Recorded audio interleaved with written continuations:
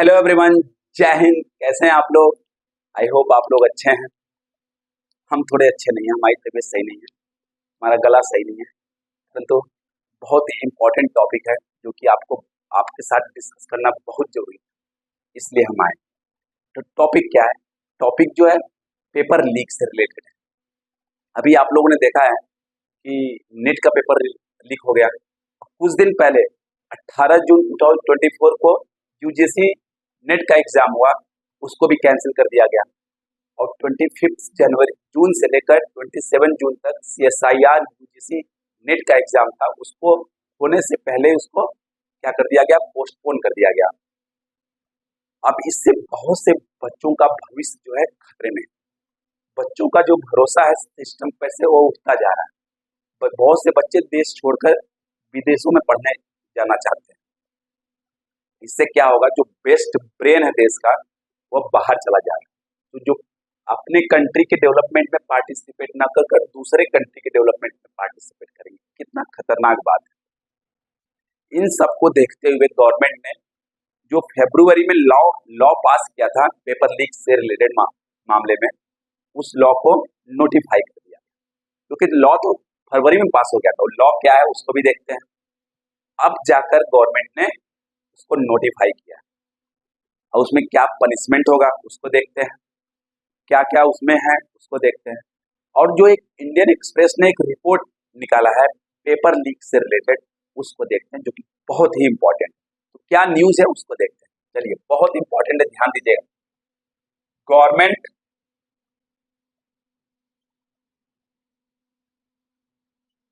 Notify anti cheating law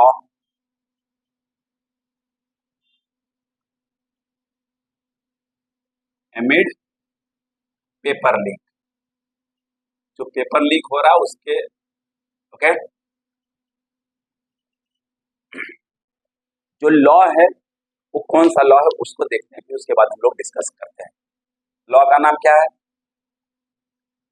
public, जो कानून है उसका नाम क्या है? Public examination. बहुत ही इंपॉर्टेंट है, ध्यान दीजिए। पब्लिक एग्जामिनेशन प्रिवेंशन, क्योंकि बहुत से बच्चों का जो भविष्य है वह इसी लॉ पर निर्भर है। Prevention of unfair means act 2020।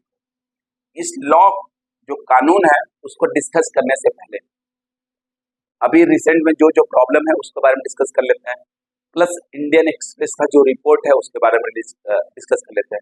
आप लोगों को पता है जो नीट का रिजल्ट आया था 4 जून को, उसमें स्कैम था, इसलिए उसके पेपर को कैंसिल कर दिया गया। यूजीसी नेट का पेपर जो है 18 जून को था, उसको भी उसी शाम को कैंसिल कर दिया मिनिस्ट्री ऑफ एजुकेशन ने। फिर अभी सीएसआईआर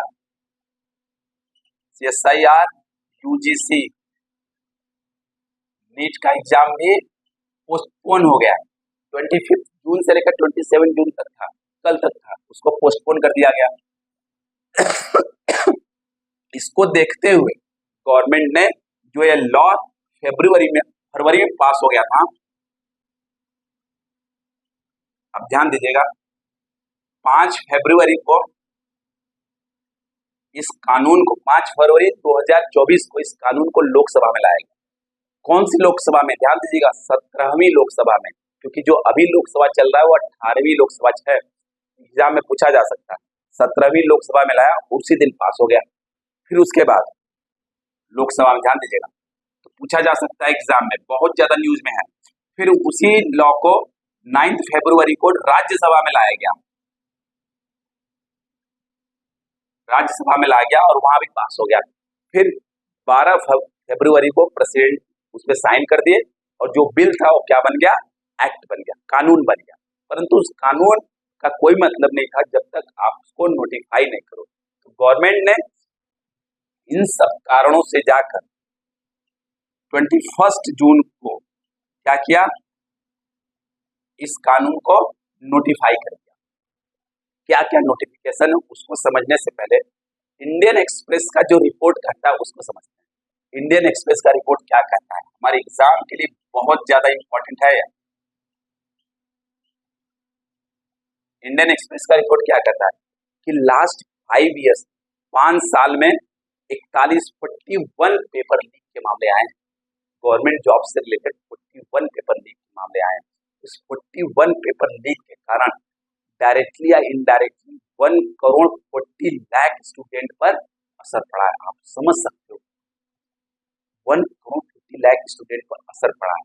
और जो 1 करोड़ 40 लाख स्टूडेंट थे, उन्होंने जो फॉर्म भरा था, कितने लाख जॉब के लिए भरा था? केवल 1 लाख जॉब, 1,04,000 जॉब के लिए फॉर्म भरा था। और वो पेपर क्या हुआ? लीक हो गया। आप समझिए, बच्चे जो साल भर से 2 साल से तैयारी कर रहे हैं, वह फ्रस्ट्रेट होंगे कि नहीं होंगे? उनका सिस्टम से भरोसा उठेगा कि नहीं उठेगा? वह देश छोड़ के बाहर जाएंगे कि नहीं जाएंगे? बेस्ट ब्रेन का ट्रेन होगा कि नहीं होगा? जब बेस्ट ब्रेन कंट्री से बाहर चला जाएगा, कंट्री के डेवलपमेंट में कौन पार्टिसिपेट करेंगे? आप इमेजिन देखिए, बच्चों का भरोसा कभी आएगा ही नहीं। इसी सब को ध्यान में रखते हुए गवर्नमेंट ने public examination prevention of unfair means act 2024 को क्या किया? नोटिफाई कर दिया और फरवरी में पास भी हो गया। अब देखते हैं इसके जो प्रोविजंस है वो क्या क्या है। अब आपको लगता होगा सर ये अनफेयर मींस क्या है, चलिए उसको डिस्कस कर लेते हैं। अनफेयर मींस, इसको नोट डाउन कर लीजिएगा आप लोग। तो इंडियन एक्सप्रेस ने क्या बताया कि पिछले 5 साल में, लास्ट 5 ईयर्स में, ध्यान दीजिएगा, लास्ट 5 ईयर्स में 41 पेपर लीक के मामले आए हैं,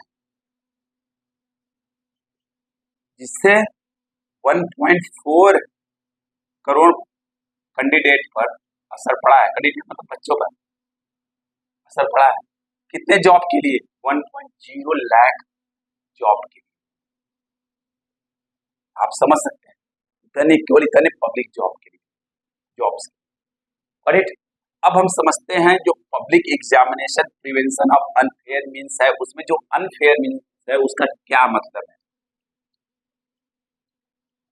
बहुत इंपॉर्टेंट है, ध्यान दीजिएगा। क्या है? Public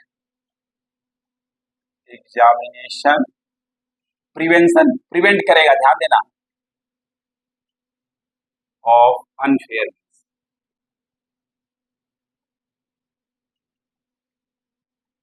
act, unfair means act 2020।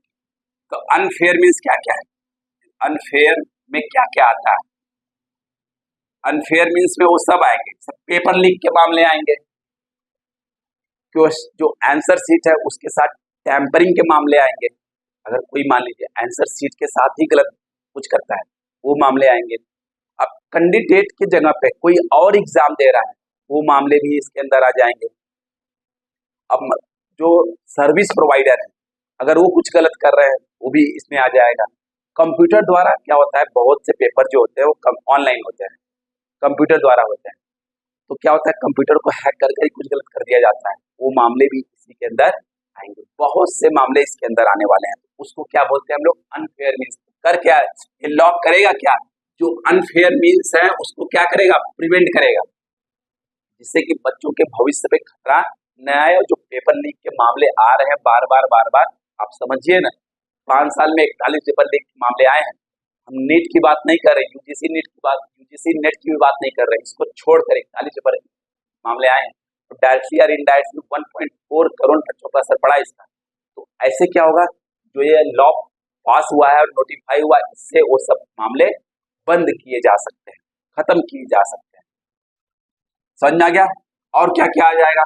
मान लीजिए बहुत बार क्या होता है, फेक एग्जाम कंडक्ट करा दिया जाता है, फेक एडमिट कार्ड रिलीज कर दिया जाता है, फेक सेंटर रिलीज कर दिया जाता है। इन सब मामलों, जो मामले हैं वो भी किस में आते हैं? अनफेयर मींस में आते हैं। तो इस लॉ द्वारा उन सबको क्या किया जाएगा? प्रिवेंट किया जाएगा और खत्म किया जाएगा। पक्का समझ में आ गया आप लोगों को? अब दूसरा चीज है कि जो पब्लिक एग्जामिनेशन है वो क्या है। ये पब्लिक एग्जामिनेशन में 5 पब्लिक एग्जामिनेशन वाले आते हैं। कौन कौन से?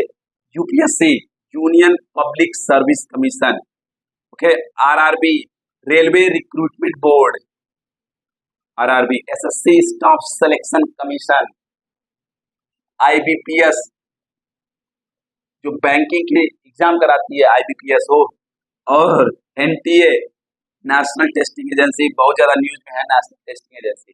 अब UPSC बहुत सारे एग्जाम कराती है, केवल IAS, IPS, IRS, IFS के लिए नहीं कराती, बहुत सारे सेंट्रल गवर्नमेंट के लिए एग्जाम कराती है, सेंट्रल सर्विसेज का। समझ गया, वो सब इसमें आ गए।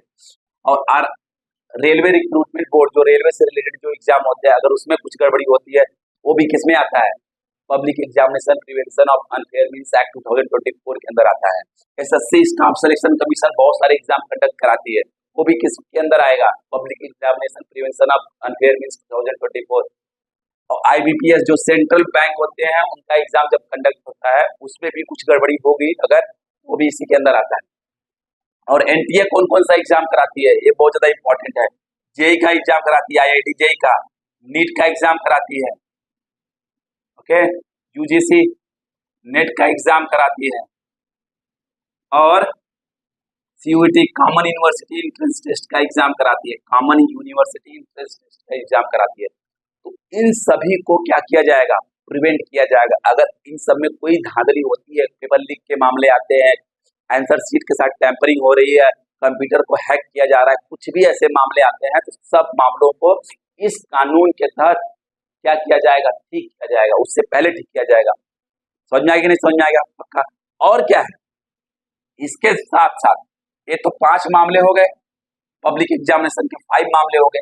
और जो मिनिस्ट्री होती है, मिनिस्ट्री हो या डिपार्टमेंट हो, उसमें जो स्टाफ का सिलेक्शन होता है, जो वहाँ कर्मचारी होते हैं, उनका जो रिक्रूटमेंट होता है, वह भी मामले इसके अंदर आएंगे, पब्लिक एग्जामिनेशन के अंदर आएंगे। और गवर्नमेंट, जो सेंट्रल गवर्नमेंट है सॉरी, सेंट्रल गवर्नमेंट है, वह समय समय पर किसी भी एग्जाम को पब्लिक एग्जामिनेशन के रूप में कंडक्ट करा सकती है। वो उसको क्या करेगी? नोटिफाई कर देगी। वो भी एग्जाम जो है public examination prevention of unfair means act 2024 के तहत चेक किया जाए। समझ में आ गया?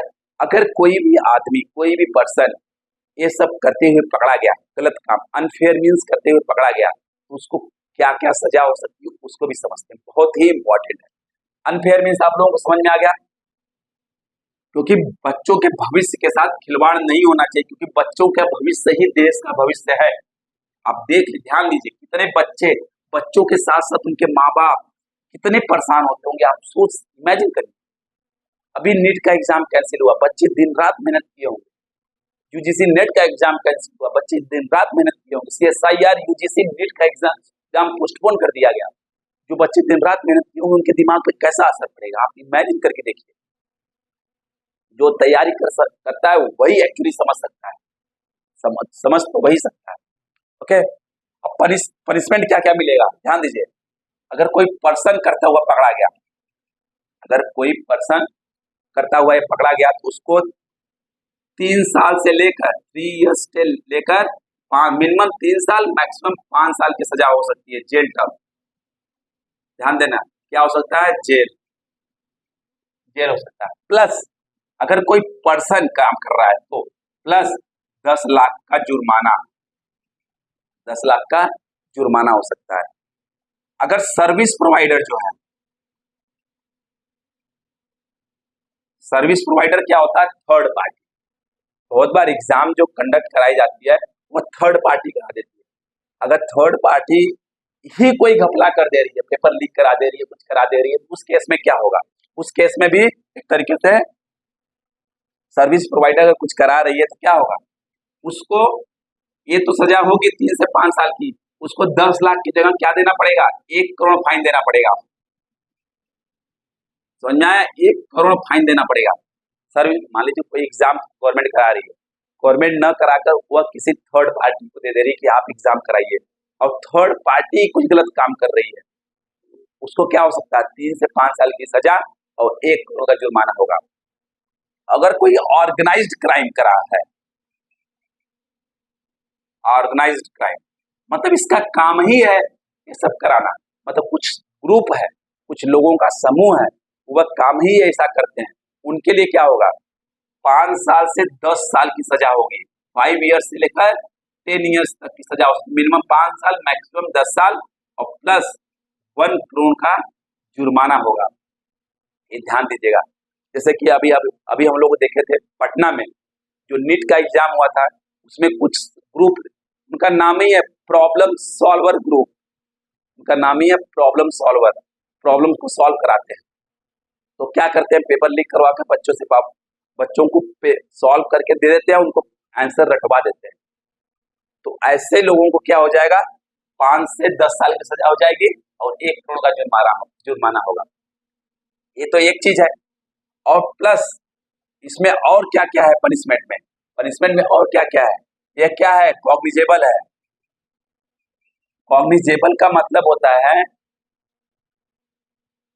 मान लीजिए कि बिना अगर आप कोई गलत काम करते हैं इससे रिलेटेड, तो पुलिस जो है बिना वारंट के आपके ऑफिस या घर पहुंच जाएगी और आपको उठा के लेके चली जाएगी। आप कुछ कर नहीं सकते, आप ये नहीं कहोगे कि हमको वारंट दिखाइए, हमको वारंट नहीं, पुलिस 4 डंडे और वहां पे मारेगी। तो बिना वारंट के पुलिस जाएगी आपके पास, आपको उठा के लेके चली जाएगी, ये भी अच्छी बात है। नॉन बेलेबल होगा, जैसे मर्डर के केस में क्या होता है, जब कोई व्यक्ति किसी का मर्डर करता है तो उसमें क्या होता है, नॉन बेलेबल होता है। ठीक उसी तरीके से ये भी क्या होगा, इसमें बेल नहीं मिलने वाली है, क्योंकि बच्चों के भविष्य के बारे में बात चल रही है, देश के भविष्य के बारे में बात चल रही है, आप समझ रही हैं। नॉन बेलेबल और नॉन कंपाउंडेबल भी है, मतलब इसमें बेल नहीं मिलने वाला, ध्यान दीजिएगा। नॉन कंपाउंडेबल का मतलब होता है, अगर किसी व्यक्ति ने कंप्लेन फाइल की कि वह व्यक्ति या वह ऑर्गेनाइजेशन गलत काम कर रहा है, तो वह व्यक्ति जो है अपने कंप्लेन को वापस नहीं ले सकता। क्या होता है ना, बहुत बार लोग कंप्लेन फाइल कर देते हैं, फिर उनको अगर पैसा वैसा मिल जाए तो अपने कंप्लेन को क्या करते हैं, वापस कर लेते हैं।